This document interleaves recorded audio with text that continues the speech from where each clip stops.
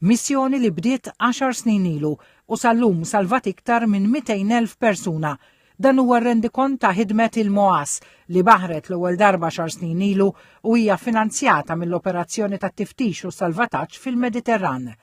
Il-bastiment ewlieni tal-MOAS, il-Phoenix, fetaħ il-kapitlu tal-MOAS bħallum 10 snin.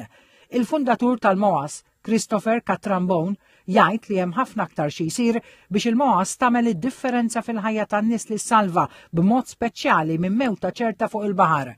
Regina Catrambone, ukoll fundatriċi tal-MOAS, qalet li kollox beda bi vjaġġ bejn Lampedusa u t-Tunezija, lemħu ġakketta ta' salvataġġ f'wiċċ l-ilma, warajha storja mqalba ta' vjaġġ li seta' spiċċa ħażin.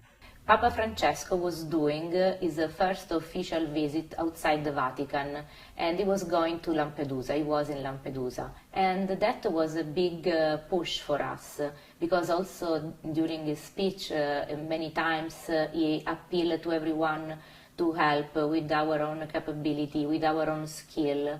So this started to motivate, was like a bell in our heart. Ma' snin il-MOAS, Migrant Offshore Aid Station, firxet il-ħidma tagħha f'diversi partijiet tad-dinja u provdi tajnuna essenzjali anke fil-Baħar Eġew u ilin bħal Bangladesh fejn waslet provisti waqt il-pandemija u l-Ukrajina fejn l-assistenza tagħha kienet waħda essenzjali b'tim ta' 150 professjonist mediku u flotta ta' ambulanzi salvat il-ħajja ta' 45,000 ruħ u ta' tkura lil 30,000 persuna oħra permezz tal-Mobile Medical Unit.